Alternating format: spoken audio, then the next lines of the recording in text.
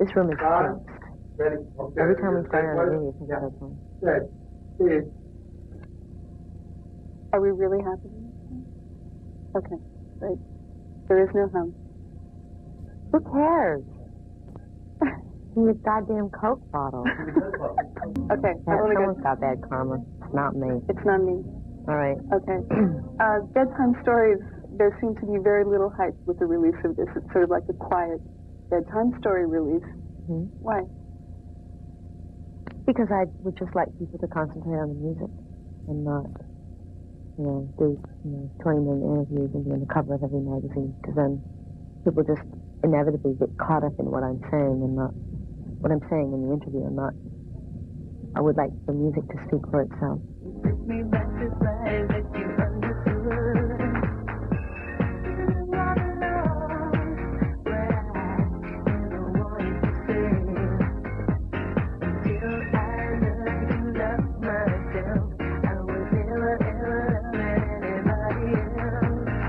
You said that secret has to do with, well, the lyric says that we create our own happiness. It's knowing that.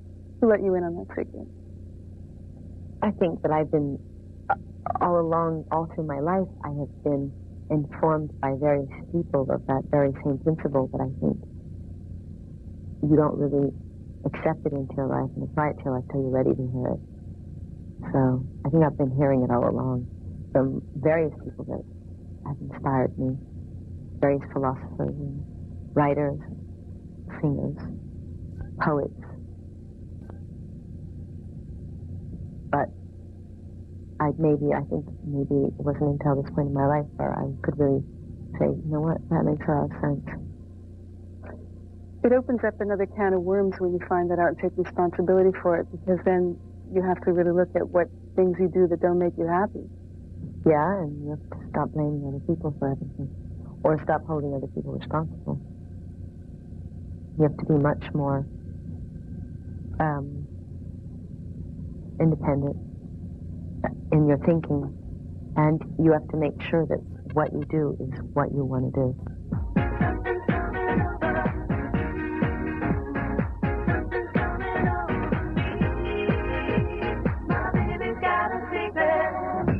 The video has a real street vibe to it.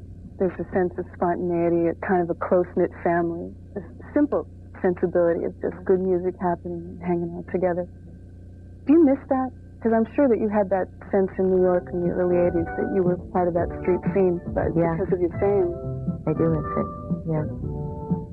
But I mean, music is still a really big part of my life, and spending time with my friends and listening to music is important. And even though I'm famous, one of the things I love about New York is that you can walk down the street and people will be hanging out on their stoop and listening to music, or you can hear it coming out of somebody's car, and it kind of connects you to somebody for a minute. I've met a lot of famous people, I've interviewed a lot of famous people, but I found something about the particular Madonna fame after I interviewed you the last time, which was the first time, and I went home and my whole life was displaced by the experience. Nobody asked me how I was for about 2 weeks. I was like, what was she like? What did she look like? Was she nice? Was she bitchy? Was she this? I said, what, we're supposed to bond in 15 minutes? I mean, she was smart, and she knew what she was talking about. Is that a problem about overshadowing people who are in your life?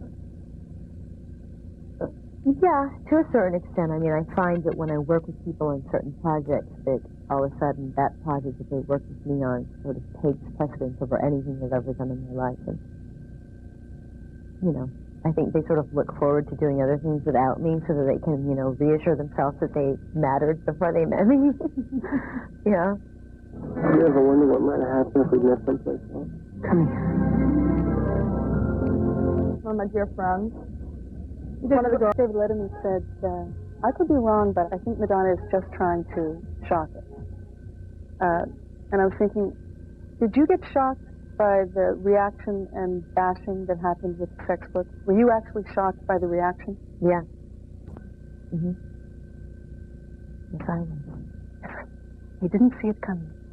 Well, I knew there was going to be a certain amount of shock. No idea. Do you think that was because you're a woman? Yeah. You think if Prince had done the sex book, he wouldn't have gotten that kind of reaction? No. Absolutely not. What do you think would have happened? I think maybe people would have said, oh, there's Prince being kooky again. I mean, being strange and crazy and wild. And I mean, every song Prince writes is about sexual intercourse. Nobody really seems to be paying attention to that. I think a lot of it has to do with that. I always say to myself, why aren't people inspired by everything that I've accomplished? Why is everybody afraid? I think my strength, and that's like the hardest thing that I've had to sort of grasp and accept, that my surviving and my strength and the things that I've accomplished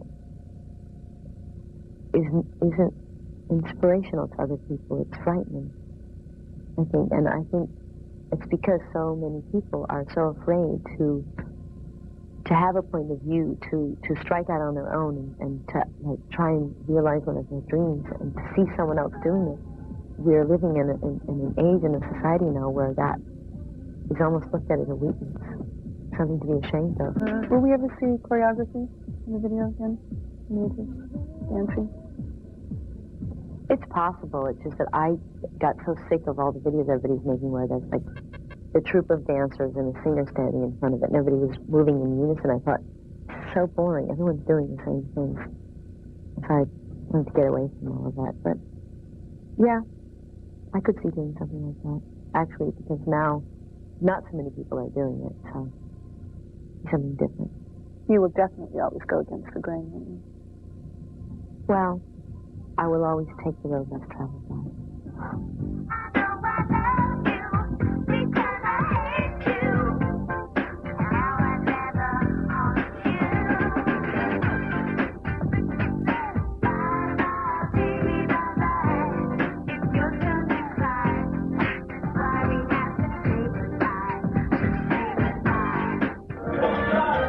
Coming up on the new music, the music of Kurt